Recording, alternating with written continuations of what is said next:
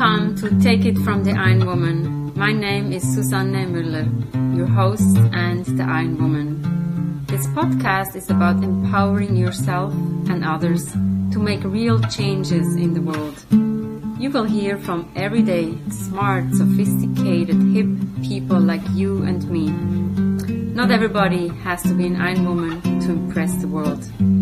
Together, we will learn from the sports and business leaders how you can become a more successful person as an entrepreneur or a leader. It's one step at a time, one day at a time. Take your steps now. Take your big steps now. Join me on this journey to success. Take it from the Ironwoman. We only have special guests. And today we talk to Shannon. She is a marathon swimmer. Who knows what a marathon swimmer is? I know what a marathon in running is. It's 26.2 miles. Shannon can tell us all about it. So welcome and introduce yourself. What do you do and what is marathon swimming? I'm excited. Thank you, Suzanne, so much for inviting me to be a guest today. I'm thrilled to be here. I'm always usually on the other side of the microphone. Let's start with what a marathon swim. My favorite definition of a marathon swim is it's a state of mind. But by definition, it's considered a 10K or longer swim. And that's the thinking there is that that's roughly 3 hours, theoretically comparable to a time for a marathon run. I would say 10K or longer. As you mentioned, I'm Shannon. I started marathon swimming about a decade ago, or more than that, I guess, 2009. At the time, I work in technology, was working for Microsoft, was there for about 9 years working in business intelligence and just technical support, really kind of supporting the support organization. I was living in northern Vermont. I grew up a pool swimmer, didn't really think that much about open water until I was maybe in my 20s, started dabbling in triathlon because it seemed like an outlet for my pool swimming skills. I didn't swim in college or anything like that. And while I was a competent swimmer, I was pretty much hurrying to get out to the bike and the run, even though I wasn't as good of a biker and a runner because I was pretty much terrified of the environment of swimming this triathlon start. Not my favorite thing. Plus, I was pretty much terrified of open water. I would try to train open water, and it was one of those things I put off until the last minute and despised and was always just afraid of what was in the water. Because I grew up inland too, in the middle of the U.S. Kind of did a little triathlon here and there, but really was not into it. But when I was living in Vermont, I found out about a 1 mile open water swim. I was trying to kind of get back in shape, meet new people. We had just moved there that year, signed up for this 1 mile open water swim. And as I was walking down to the beach to get ready for my event, which started right around noon or something, I'd had my breakfast and coffee and relaxed. And as I walked down to the beach, I see these people coming out of the water who've been swimming since about 6 in the morning or 5:30 in the morning. They did a 10-mile open water swim. It took my breath away. And I was just like, oh, like, what? This is a thing? Like, people do this? You know, and I'd heard about the English Channel and whatever, but I didn't realize that just any old person just goes out and there was a whole group of people there doing this 10-mile open water swim. I was completely captivated, and I did my 1 mile and immediately just threw myself into what does it take to be a marathon swimmer? How could I do that too? I think the next year I did the 3 mile, and then I did my first 10K that next year in Bermuda, which was where I had to deal with salt water, which was a new thing for me, and sea life. I remember seeing the rays and stuff going under the bridges and stuff, being like, I'm going to swim with those. But just like I could deep breaths. I could do this. It's everywhere. I'm going to be with a bunch of people. It's going to be fine. They kind of just went on from there. I did a 10 mile the next year in Vermont, that 10 mile that I'd seen the finish of. I don't know. This is so much to take in. I'm a marathon runner. I know how much it takes to get there. I can only imagine the swimming. You mentioned it very nicely. It's a state of mind. And me as an executive coach, I've been teaching. I feel like I'm always running, and it's such an active life. The swimming actually is probably my preferred sport because I do not have to talk anymore. I don't have to talk to anybody. I am alone in the water. You have witnessed a 10-mile open water swim, and now you can also swim down rivers and across lakes for 12 hours and more. and you can do it with other people. I'm more thinking about safety.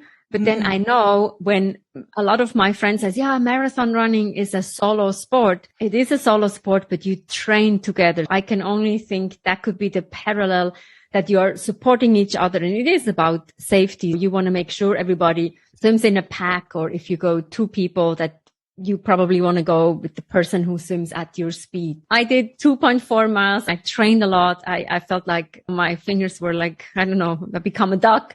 From 5 kilometers to 10 kilometers, then 10 miles. This is amazing. How do you prepare yourself mentally, probably, and also physically? This has actually kind of evolved over the course of the last 11, 12 years. I've really honed my technique. Initially, when I set out to do it, I knew that I could swim, and I had a good group of people to swim with at the time, and they didn't necessarily want to swim as far as I did, but they'd always meet me at the pool, and we'd, do long sets together. The mentally preparing yourself for it is a really big part of it. And it's one of the things actually as a coach now, which like how I got from working in technology to trying to get my coaching going, I think is interesting too, because I feel like I was emboldened through marathon swimming to take on a challenge like being an entrepreneur. And that's not something that I ever would have thought of myself doing or being when I was just a member of a team on a tech team. But like kind of going back to like the coaching, I feel like there's tons of parallels to business too, and working on a team in business. And as a solo marathon swimmer, you have a job to be the swimmer. And it's important who you have on your team to support you, because they're feeding you, they're troubleshooting if there's problems with you, they're helping motivate you, they need to know how to motivate you. Just like in business, you don't want a boss that's whipping you and yelling at you. You want a boss who knows how to reach you, I guess is the point. So it's really important when you pick who's on your team for a marathon swim that you pick a person who knows how to motivate you, because not everybody's receptive to even just high praise. Some people you got this in you. Let's see what you can do. You've got to figure out as a swimmer, you need to know what motivates you, and you want to pick those people to be on your team for long swims. All right. Let's unpack. I know, again, I'm a novice in this, and I can only talk about marathon running. I put on my shoes, I put on my number, I go. That's basically it. And I bring some gels with me, and I'm self-sufficient. Mm-hmm. Now I'm learning it's about support, it's about team. So whoever is listening on the podcast, it's about teamwork, it's about support. It's not only about that one person who swims. And I know that's, again, the marathon running. When the fastest person, Kipchoge, attempted the under 2 hour marathon running, when he finished, and I get goosebumps just telling the story, 1:59 something, he did it. He said that was a team effort. Thank you, my team. These were one of the first words. We did it he always said we. I'm so curious about that team and the support and what you eat and when do you eat. It is very much a team sport. And that's kind of why I wrote that in my bio. It's like ineptly named as a solo marathon swimming. The idea there, though, is that you're not swimming in packs. That you get no advantage. There are 10K swims that are kind of run like on a buoy course that could have packs and drafting and thing like that, like maybe what you've seen in triathlon. Similar in triathlons, and you have a mass, everybody goes and kicks you. Yes. So you don't have that kicking. For some of those 10K races, it's still a little bit of that atmosphere, but you can find events where you really kind of get to this next, I guess I think of it as this next level. I kind of coach it as like going beyond. So going beyond the competition. You might start with some friends, but at the beginning of this was actually one of the turning points for me, and where I realized that this was what I wanted to be doing for the rest of my life. I went to this event in Arizona. I kind of have this competitive side to me that I always love to hate or hate to love. I know it's there because I always want to know how I'm doing, how I'm doing against others, but I don't want to care. My point is that I went into this event. It was probably just my 3rd year of marathon swimming, and I went to go do this 18-mile swim across a lake in Arizona. I didn't end up making it.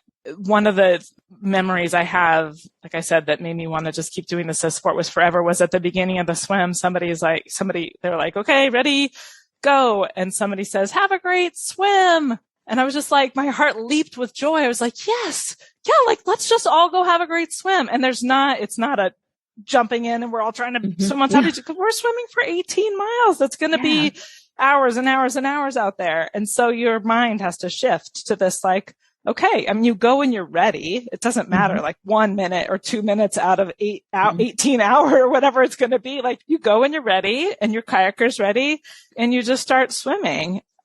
There's some swims where you just have a kayaker that's with you. And you might leave with a pack of people and you have to find your kayaker. And then that person takes you around the lake. They have your feeds with you. And tell us what the feeds are. What do you eat before event? If you have a 10K or a 10 miler or then an 18 miler, what do you eat? Right? Yeah. And that's evolved too for me over the years. I started out really wanting, my first 10 mile swim, I remember I'm just kind of a real food person. I kind of like to keep it food real. I didn't want to go get a powder and add water. I think one friend of mine was like, oh yeah, well, his name's escaping, Matthew Webb, who swam the English Channel. He did it on orange juice and mashed potatoes or something. And I've heard since somebody said, oh, and bourbon too, which I didn't bring any bourbon with me, but like you get potassium. At the end of the day, you need carbohydrate and you need something to help keep you from cramping, electrolytes. And if you're the longer the swim, you end up wanting some protein to kind of keep endure over the duration of the time. I started out trying to do real food. As I started traveling to more swims, I found it was harder to always make what I needed to make before and have it ready.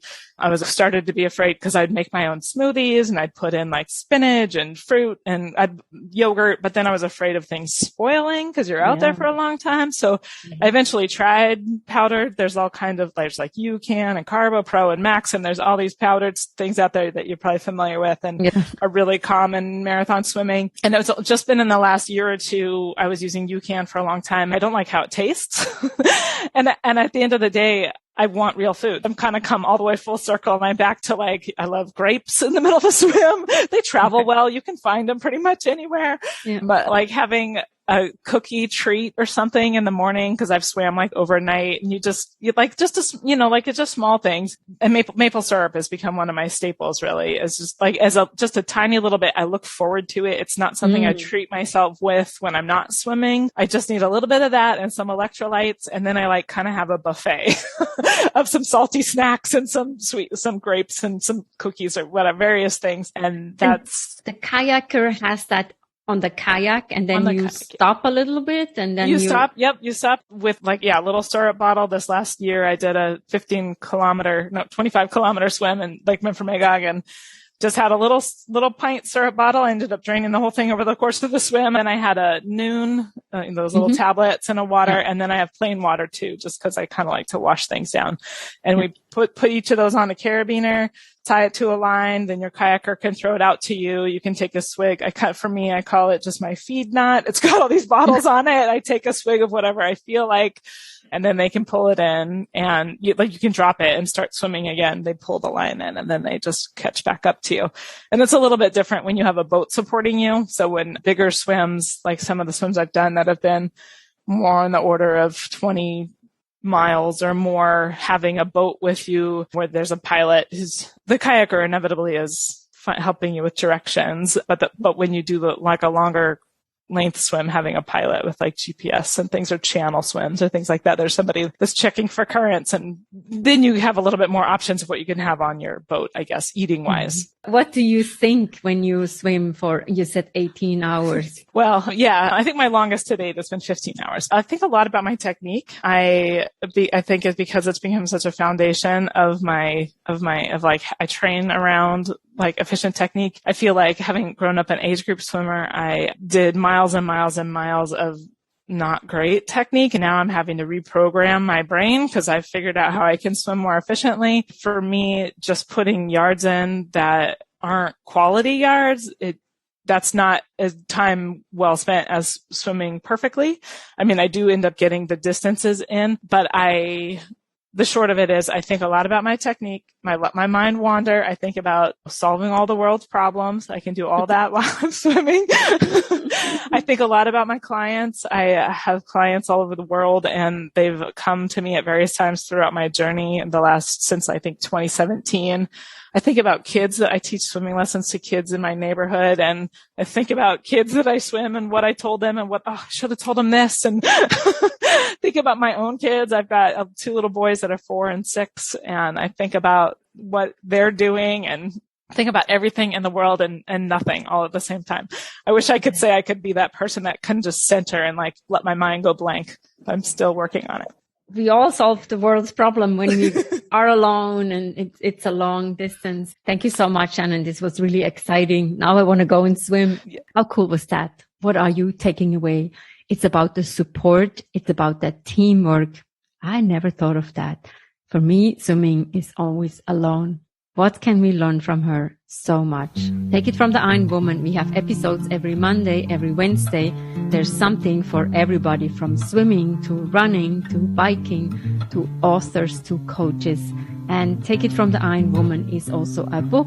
Download it, read it, reach out to me, learn more about my journey from Switzerland to New York to Kilimanjaro.